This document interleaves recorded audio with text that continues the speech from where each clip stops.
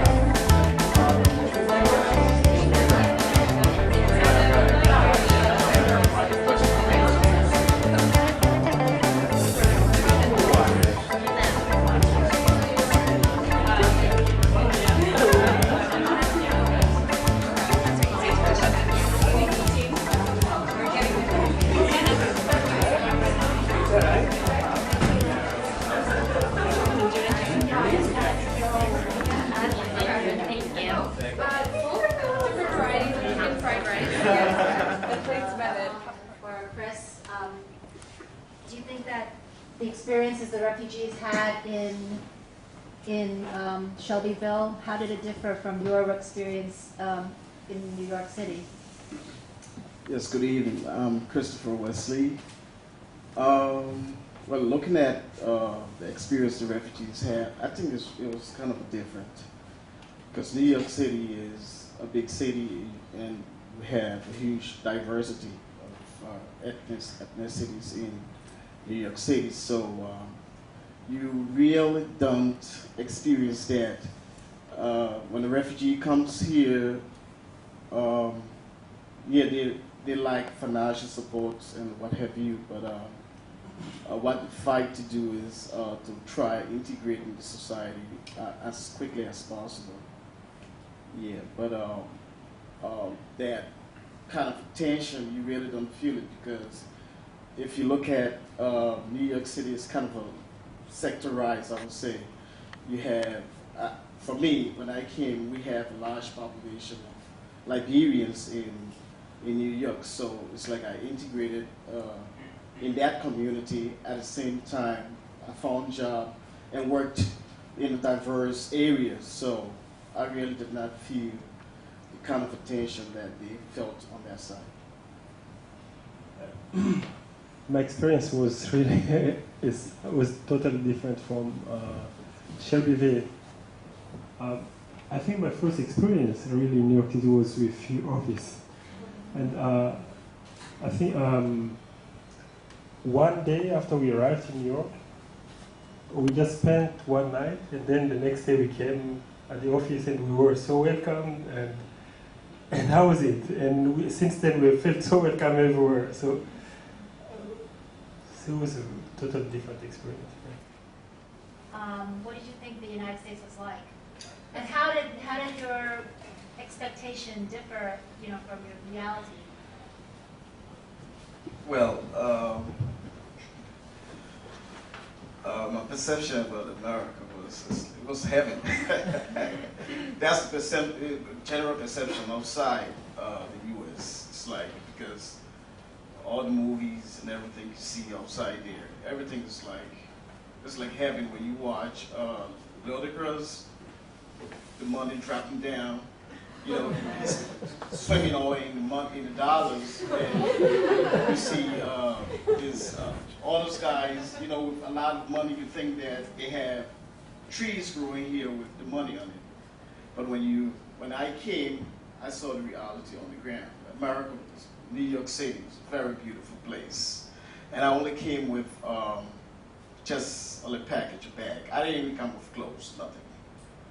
And when I came, thanks to Lutheran Social Services, I was able to have been oriented and told about the society, how to go about doing things in New York. But the expectation was kind of different when I came, because I found that here you have to be autonomous. You have to work before you eat.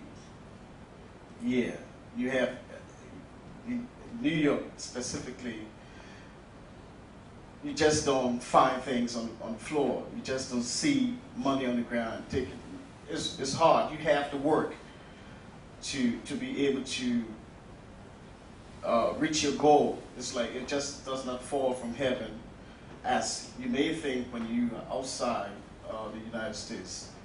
So my expectation kind of changed when I came, compared to when I was back in Africa. It was kind of different when I came. It was tough, and I had to go through everything individually. Try finding job, try going to school. But the opportunities were here, though. At the beginning, it wasn't easy, but later on, things picked up. Ask a question. What was the thing that made you feel the least welcome in the United States? It's very hard for me to say because, having never experienced some freedom, some, live in peaceful, like you mentioned. That's something I cherish about the United States. Well, what do you think was what happened? What did people do to make you feel the most welcome? I mean, what should people in the community do that makes, to make refugees or immigrants feel the most welcome? I think something that's very important. I realized for a person who has never spoken English, if you happen to be in France or Belgium or Switzerland, you don't speak French, you're learning, people will pay close attention to how you use the articles, how you use where you put your adjectives, or vice versa. But that doesn't happen here. If you try a little bit, people encourage you. They pay attention. And that was the most beautiful thing I've experienced in the United States. That helped us to learn English. Although we don't speak it very well yet, but it keeps encouraging us. We speak and people say, "Oh, you speak well. Keep doing that." And you don't hear that if you come to Congo, you don't speak well French or Swahili or any other language, you most likely be put out. most especially the church. Yeah, the church arms were open, and they were able to assist us with food and a whole lot of other stuffs. And apart from that, military social services too. We were given all the instructions on how to really survive in America, and we some of us utilized that. And today we come back and say thank you to military, because frankly it's not easy really making it in the U.S. Although the Americans were very hospitable, the communities were very hospitable. You know, what made you feel the most welcome in New York, and what was the hardest thing to do to, feel welcome in New York?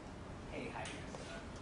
I'm running around taking your pictures, but I'm Danny. And I actually immigrated from Ecuador, Colombia, South America.